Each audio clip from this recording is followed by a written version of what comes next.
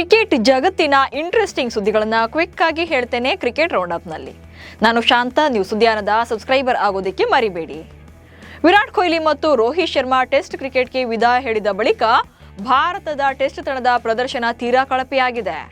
ದಕ್ಷಿಣ Africa ವಿರುದ್ಧದ 2 ಪಂದ್ಯಗಳ test ಸರಣಿಯನ್ನ ಸೋತ ಬಳಿಕವಂತೂ ಕೊಹ್ಲಿ ಭಾರತ ಟೆಸ್ಟ್ ತಂಡದಲ್ಲಿ ಮತ್ತೊಮ್ಮೆ ಕಾಣಿಸಿಕೊಳ್ತಾರೆ. ಕೊಹ್ಲಿಯ ಮನವೊಲಿಸುವಲ್ಲಿ ಬಿಸಿಸಿಐ ಯಶಸ್ವಿಯಾಗಿದೆ ಎಂಬ ಸುದ್ದಿ ಹರಿದಾಡ್ತಾ ಇದೆ. ಆದರೆ ಈ ವದಂತಿಗಳಿಗೆ ತೆರೆಳೆದಿರುವಂತಹ ಬಿಸಿಸಿಐ ಕಾರ್ಯದರ್ಶಿ ಜೇವ್ದೀಪ್ ಸೈಕಿ ಅವರು ವಿರಾಟ್ ಕೊಹ್ಲಿ ಅವರನ್ನ ನಿವೃತ್ತಿ ಹಿಂತೆಗೆದುಕೊಳ್ಳುವಂತೆ ಕೇಳಿಲ್ಲ ಎಂದು ಸ್ಪಷ್ಟಪಡಿಸಿದ್ದಾರೆ.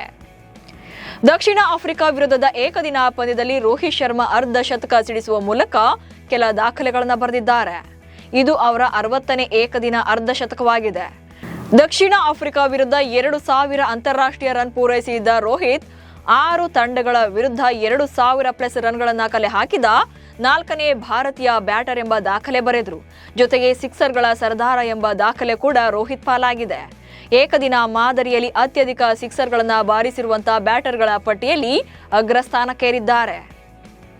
ರೋಹಿತ್ ಶರ್ಮಾ ಹಾಗೆ ವಿರಾಟ್ ಕೊಹ್ಲಿ ಜೋಡಿ ಇಂಟರ್ನ್ಯಾಷನಲ್ ಕ್ರಿಕೆಟ್ನಲ್ಲಿ ಹೊಸ ಇತಿಹಾಸ ನಿರ್ಮಿಸಿದೆ. ಅದು ಕೂಡ ಸಚಿನ್ ಹಾಗೆ ರಾಹುಲ್ ದ್ರಾವಿಡ್ ಅವರ ವಿಶ್ವ ದಾಖಲೆಯನ್ನ ಬ್ರೇಕ್ ಮಾಡೋ ಮೂಲಕ. ಸೌತ್ ಆಫ್ರಿಕಾ ವಿರುದ್ಧದ ಮೊದಲ ಏಕದಿನ ಪಂದ್ಯದಲ್ಲಿ ಕಣಕ್ಕಿಳಿಯೋದರ ಜೊತೆಗೆ ಅಂತಾರಾಷ್ಟ್ರೀಯ ಕ್ರಿಕೆಟ್ನಲ್ಲಿ ಅತ್ಯಧಿಕ ಪಂದ್ಯಗಳನ್ನಾಡಿದಂತಹ ಜೋಡಿ ಎಂಬ ವಿಶ್ವ ದಾಖಲೆ ಇಬ್ಬರ ಪಾಲಾಗಿದೆ. ರಾಂಚಿಯಲ್ಲಿ ನಡೆದ ಭಾರತ ಮತ್ತು ಸೌತ್ ಆಫ್ರಿಕಾ ನಡುವಿನ ಮೊದಲ ಪಂದ್ಯ ಮುಗಿದ ಬೆನ್ನಲ್ಲೇ ಡ್ರೆಸ್ಸಿಂಗ್ ರೂಮ್ನಲ್ಲಿ team India coach Gautam Gambhir ಜೊತೆ ರೋಹಿತ್ ಶರ್ಮಾ ವಾಗ್ವಾದ ನಡೆಸಿದ್ದಾರೆ ಎನ್ನಲಾಗಿದೆ. ರೋಹಿತ್ ಶರ್ಮಾ ವಾದ ಮಾಡ್ತಾ ಇರುವಂತೆ ರೀತಿ ಕಂಡು ಬಂದಿದ್ದು, ಗೌತಮ್ ಗಂಭೀರ್ ಕೂಡ ಸೀರಿಯಸ್ ಆಗಿ ನಿಂತಿರುವ ಫೋಟೋಗಳು ಈಗ ವಿವಾದಕ್ಕೆ ಕಾರಣವಾಗಿವೆ. ರೋಹಿತ್ ಶರ್ಮಾ ಹಾಗೆ ಗೌತಮ್ ಗಂಭೀರ್ ಡ್ರೆಸ್ಸಿಂಗ್ ರೂಮ್ನಲ್ಲಿ ಗಂಭೀರವಾಗಿ ಚರ್ಚೆ ಮಾಡ್ತಾ ಇರೋ ಬಗ್ಗೆ ಈಗ ದೊಡ್ಡ ಚರ್ಚೆ ಆಗ್ತಾ ಇದೆ. ಈ ಫೋಟೋಗಳು ವೈರಲ್ ಆದ ಬೆನ್ನಲ್ಲೇ ಬಿಸಿಸಿಐ ಕಡೆಯಿಂದ ಮತ್ತೊಂದು ಮಾಹಿತಿ ಹೊರಬಿದ್ದಿದೆ. ಬಿಸಿಸಿಐ ದ್ವಿತೀಯ ಏಕದಿನ ಪಂದ್ಯಕ್ಕೂ ಮುನ್ನ ತುರ್ತು ಸಭೆ ಕರೆಯಲಾಗಿದೆ. ಈ ಸಭೆಯಲ್ಲಿ team India coach Gautam Gambhir ಹಾಗೆ ಆಯ್ಕೆ ಸಮಿತಿ ಮುಖ್ಯಸ್ಥ ಅಜಿತ್ ಅಗರ್ಕರ್ ಭಾಗವಹಿಸಲಿದ್ದಾರೆ. ಸಭೆ ಕರೆಯೋಕೆ ಮುಖ್ಯ ಕಾರಣ ತಂಡದಲ್ಲಿರುವಂತಹ ಆಂತರಿಕ ಭಿನ್ನಾಭಿಪ್ರಾಯ ಎನ್ನಲಾಗಿದೆ. ಭಾರತ ನೀಡಿದ್ದ 350 ರನ್ಗಳ ಗುರಿಯನ್ನ ಬೆನ್ನಟ್ಟುವಲ್ಲಿ ಉತ್ತಮ ಹೋರಾಟದ ಮನೋಭಾವ ತೋರಿಸಿದ್ದಕ್ಕಾಗಿ ತಂಡದ ಬಗ್ಗೆ ಹೆಮ್ಮೆ ಇದೆ ಅಂತ ಏಡಮ್ ಮಾರ್ಕ್ರಮ್ ತಿಳಿಸಿದ್ದಾರೆ. ಇದೇ ಟೈಮಲ್ಲಿ ತಮ್ಮ ತಂಡದ ಸೋಲಿಗೆ ಕಾರಣ ಏನು ಅನ್ನೋದನ್ನು ಕೂಡ ವಿವರಿಸಿದ್ದಾರೆ. ನಿಜಕ್ಕೂ ತಂಡದ ಪ್ರದರ್ಶನದ ಬಗ್ಗೆ ಹೆಮ್ಮೆ ಇದೆ. ನಾವು ಪಂದ್ಯದಲ್ಲಿ ಸೋಲು ಒಪ್ಪಿಕೊಳ್ಳದೆ ಗೆಲುವಿಗಾಗಿ ಹೋರಾಡ್ತೇವೆ ಎಂಬ ನಂಬಿಕೆಯನ್ನು ಕಳೆದುಕೊಳ್ಳಿಲ್ಲ. ಆದರೆ ಅಗ್ರ ಕ್ರಮಾಂಕದ ಬ್ಯಾಟಿಂಗ್ ವೈಫಲ್ಯವೇ ಸೋಲಿಗೆ ಕಾರಣ ಎಂದಿದ್ದಾರೆ. ಆಂಡ್ರೆ ರಸೆಲ್ ಐಪಿಎಲ್ ನಿಂದ ನಿವೃತ್ತಿಯನ್ನ ಘೋಷಣೆ ಮಾಡಿದ್ದಾರೆ. 2012ರಿಂದ ರಸೆಲ್ ಕೆಕೆಆರ್ ಭಾಗವಾಗಿದ್ರು. ವಿದಾಯದ ಬಗ್ಗೆ ಮಾತನಾಡಿರುವಂತ ರಸೆಲ್, ನನ್ನ ಐಪಿಎಲ್ ಬೂಟುಗಳನ್ನ ನೇತು ಹಾಕ್ತಾ ಇದ್ದೇನೆ. ಆದರೆ ಇದು ಸೊಕ್ಕಿನ ನಡೆಯಲ್ಲ.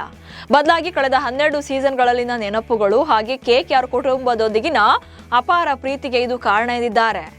ಅಂದಹಾಗೆ ಆಂಡ್ರೆ ರಸೆಲ್ ಮುಂದಿನ ಸೀಸನ್ ನಿಂದ ಕೆಕೆಆರ್ ತಂಡದ ಪವರ್ ಕೋಚ್ ಆಗಿ ಕಾರ್ಯನಿರ್ವಹಿಸಲಿದ್ದಾರೆ. ವಿಕೆಟ್ ಕೀಪರ್ ಮತ್ತು ನಾಯಕನಾಗಿ ಶತಕ ಗಳಿಸುವ ಮೂಲಕ ಟೀಂ ಇಂಡಿಯಾದ ಆಟಗಾರ ಇಶಾನ್ ಕಿಶನ್ ಆಸ್ಟ್ರೇಲಿಯಾ ದಿಗ್ಗಜ ಆಡಮ್ ಗಿಲ್ಕ್ರಿಸ್ಟ್ ಅವರ ದಾಖಲೆಯನ್ನು ಬ್ರೇಕ್ ಮಾಡಿದ್ದಾರೆ. ಸೈಯದ್ ಮುಷ್ತಾಕ್ ಅಲಿ ಟ್ರೋಫಿ ಟೂರ್ನಿಯಲ್ಲಿ ಇಶಾನ್ ಕಿಶನ್ 50 ಎಸೆತಗಳಲ್ಲಿ ಅಜೇಯ 113 ರನ್ಗಳನ್ನು ಕಲೆ ಹಾಕಿದ್ರು. ಇಶಾನ್ ಕಿಶನ್ ಶತಕದ ನೆರವಿನಿಂದ ಜಾರ್ಖಂಡ್ ತಂಡ ತ್ರಿಪುರಾ ವಿರುದ್ಧ 8 ವಿಕೆಟ್ಗಳ ಜಯ ಸಾಧಿಸಿದೆ. ಭಾರತ ತಂಡದ ಯುವ ಎಡಗೈ ದಾಂಡಿಗ ಅಭಿಷೇಕ್ ಶರ್ಮಾ ಭರ್ಜರಿ ಶತಕದೊಂದಿಗೆ ವಿಶ್ವ ದಾಖಲೆ ನಿರ್ಮಿಸಿದ್ದಾರೆ. ಸೈಯದ್ ಮುಷ್ತಾಕ್ ಅಲಿ ಟೂರ್ನಿ ಪಂದ್ಯದಲ್ಲಿ ಪಂಜಾಬ್ ಹಾಗೆ ಬಂಗಾಳ ತಂಡಗಳು ಮುಖಾಮುಖಿಯಾಗಿದ್ವು.